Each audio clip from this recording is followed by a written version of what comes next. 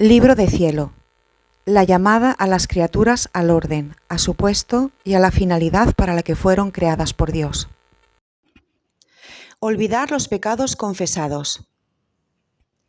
Recuerdo que una mañana, mientras me hablaba sobre la misma virtud, me dijo que por falta de humildad había cometido muchos pecados, y que si yo hubiera sido humilde, me habrían mantenido más cercana a él y no habría hecho tanto mal. Me hizo comprender cuán feo era el pecado y la afrenta que este miserable gusanillo había hecho a Jesucristo y la horrenda ingratitud, la impiedad enorme y el daño que había causado a mi alma. Me quedé tan consternada que no sabía qué hacer para repararlo. Hacía algunas mortificaciones, pedía otras al confesor, pero me eran concedidas pocas. Entonces todo me parecía sombras de reparación y mortificación, y no hacía otra cosa que pensar en mis pecados, pero cada vez más estrechada a él. Tenía tal temor de alejarme de él y de actuar peor que antes, que yo misma no sé explicarlo. No hacía otra cosa, cuando me encontraba con él, que decirle la pena que sentía por haberlo ofendido. Le pedía siempre perdón, le agradecía porque había sido tan bueno conmigo, y le decía de corazón: «Mira, oh Señor, el tiempo que he perdido, mientras que habría podido amarte». No sabía decirle otra cosa que el grave mal que había hecho, hasta que un día, reprendiéndome, me dijo: «No quiero que pienses más en esto. Cuando un alma se ha humillado y se ha convencido de haber hecho mal, ha lavado su alma en el sacramento de la confesión y está dispuesta a morir antes que ofenderme, es una afrenta a mi misericordia y es un impedimento para estrecharla a mi amor. Porque ella con su mente se envuelve en el fango pasado y me impide hacerle emprender el vuelo hacia el cielo, y siempre con esos pensamientos queda encerrada en sí misma. Además, mira, yo no recuerdo ya nada, lo he olvidado perfectamente. ¿O acaso ves alguna sombra de rencor de parte mía?». Y yo le decía: «No, Señor, eres muy bueno», y me sentía despedazar el corazón de ternura. Y él: «Entonces, ¿quieres seguir teniendo ante ti esas cosas?». Y yo: «No, no quiero». Y él: «Bien, pensemos en amarnos y en contentarnos recíprocamente». Y desde entonces en adelante ya no pensé en eso. Hacía lo que más podía para contentarlo y le pedía que él mismo me enseñara el modo como debía hacer para reparar el tiempo pasado. Para no juzgar al prójimo. Y él me decía: «Estoy listo para hacer lo que quieres. Mira, la primera cosa que te dije que quería de ti era la imitación de mi vida. Entonces veamos qué te falta». «Señor», le decía, «me falta todo, no tengo nada». «Pues bien», me decía, «no temas, que poco a poco haremos todo. Conozco yo mismo cuán débil eres, pero es de mí de donde debes tomar fuerza. No lo recuerdo en orden, pero como pueda lo diré». Y agregaba: «Quiero que seas siempre recta en tu obrar. Con un ojo me debes mirar a mí, y con el otro debes mirar lo que estás haciendo. Quiero que las criaturas desaparezcan para ti del todo, así que cuando te manden, no veas a las personas, no, sino debes pensar que yo mismo quiero que hagas lo que te mandan.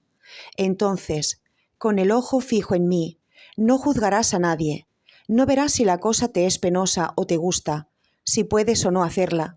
Cerrando los ojos a todo esto, los abrirás para verme solo a mí, que tendrás junto a ti pensando que te estoy mirando fijamente y me dirás: «Señor, solo para ti lo hago, por ti solo quiero obrar, ya no esclava de las criaturas». Si caminas, si obras, si hablas, en cualquier cosa que hagas, tu único fin debe ser el de agradarme solo a mí. ¿Cuántos defectos evitarás si haces así?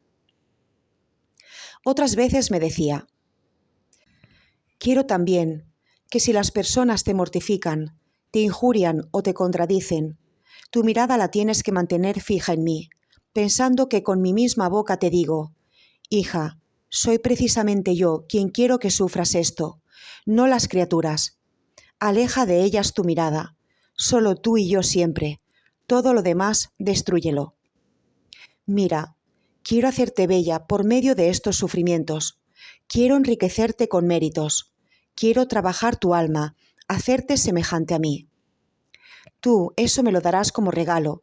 Me agradecerás afectuosamente y serás agradecida también con aquellas personas que te dan ocasión de sufrir, recompensándolas con algún beneficio. Haciendo así caminarás rectamente ante mí. Ninguna cosa te inquietará y gozarás siempre paz. Caridad, mortificación de la propia voluntad. Después de algún tiempo en que traté de ejercitarme en estas cosas, a veces haciéndolo y a veces cayendo, si bien veo claro que aún me falta este espíritu de rectitud y quedo claro más confundida pensando en tanta ingratitud mía, Jesús me habló y me hizo comprender la necesidad del espíritu de mortificación. Y me acuerdo que en todas estas cosas me decía y me agregaba siempre que todo debía ser hecho por amor suyo y que las virtudes más bellas, los sacrificios más grandes, eran insípidos y no tenían principio en el amor. La caridad, me decía, es la virtud que da vida y esplendor a todas las demás virtudes, de modo que sin ella todas están muertas. Mis ojos no hallan ningún atractivo y no tienen ninguna fuerza sobre mi corazón. Por eso, debes estar atenta y haz que tus obras, aun las mínimas, estén investidas por la caridad, es decir, en mí, conmigo y por mí. Quiero, me decía, que todas tus cosas, hasta las necesarias, sean hechas con espíritu de sacrificio. Mira, tus obras no pueden ser reconocidas por mí como mías si no tienen el sello de la mortificación. Así como la moneda, si no tiene en sí misma la imagen de su rey, o no es reconocida por los pueblos, es más, es despreciada y no tenida en cuenta. Así tus obras, si no tienen el injerto con mi cruz, no pueden tener ningún valor.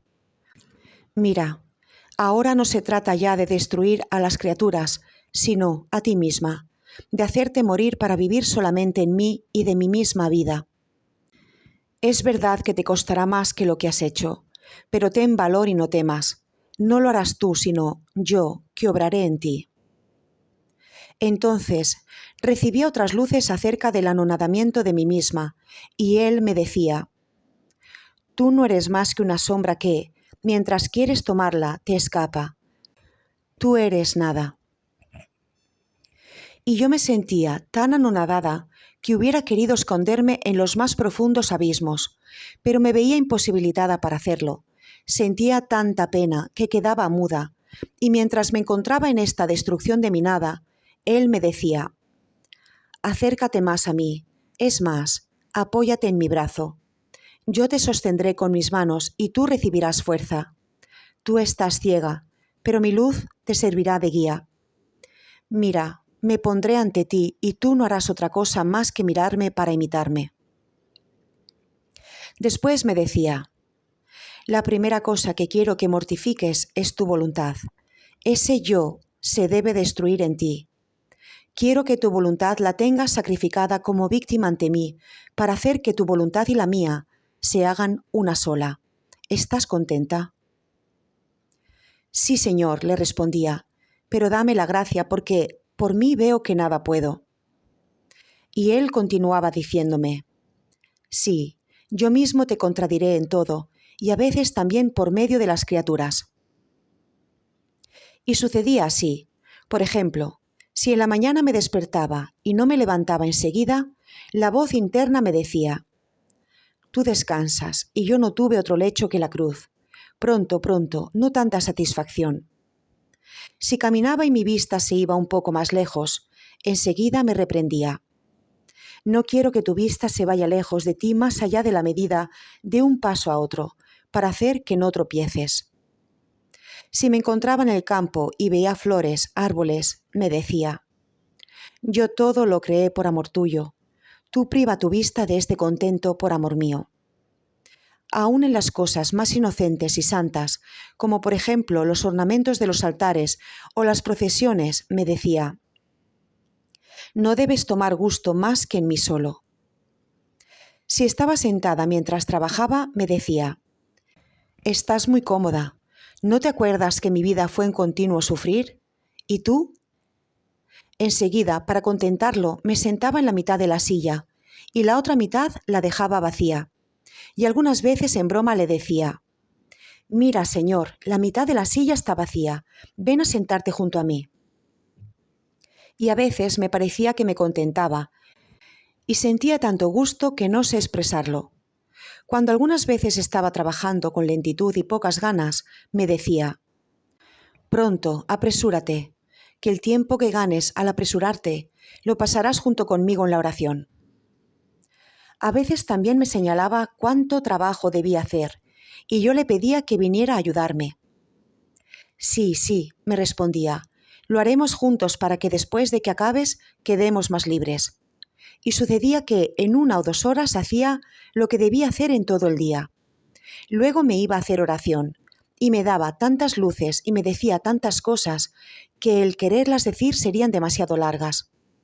Me acuerdo que mientras estaba sola trabajando, veía que no me alcanzaría el hilo para cumplir aquel trabajo, y tenía necesidad de ir donde estaba la familia a buscarlo.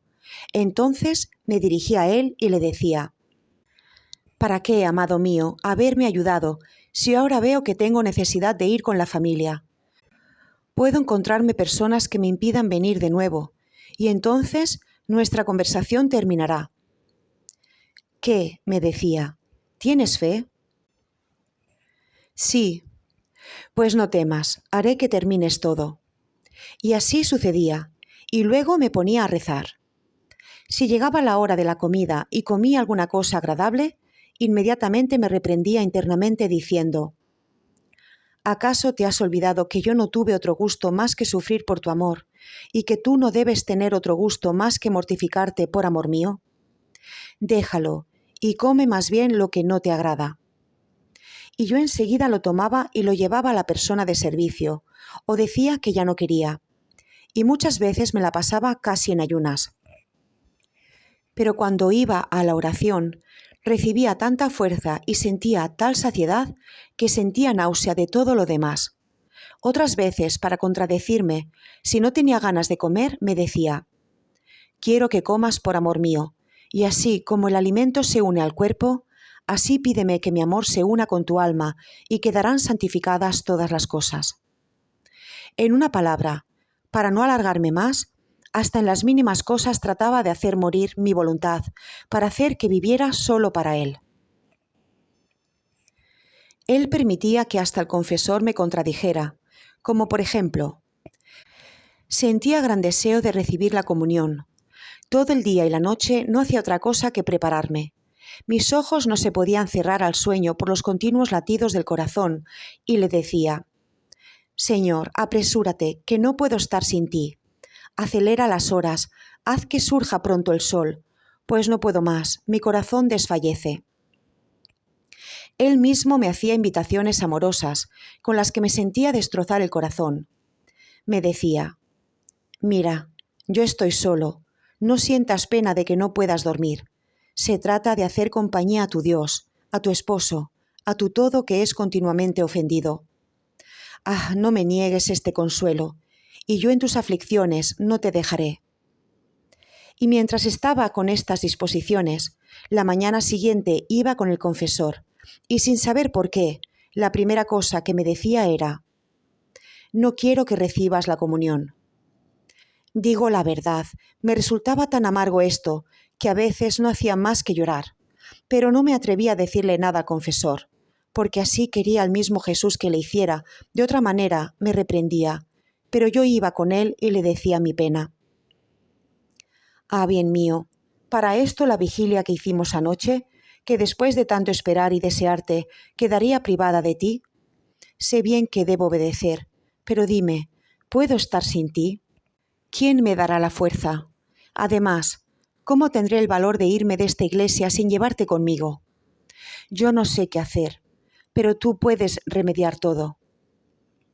Y mientras así me desahogaba, me sentía llegar un fuego, entrar una llama en el corazón, y lo sentía dentro de mí, y enseguida me decía: «Cálmate, cálmate, heme aquí, estoy ya en tu corazón, ¿de qué temes ahora? Ya no te aflijas, yo mismo quiero secarte tus lágrimas. Tienes razón, tú no podías estar sin mí, ¿verdad?». Yo entonces quedaba muy anonadada en mí misma y le decía que si yo hubiera sido buena, no lo habría dispuesto así. Y le pedía que no me dejara más, que sin él no quería estar.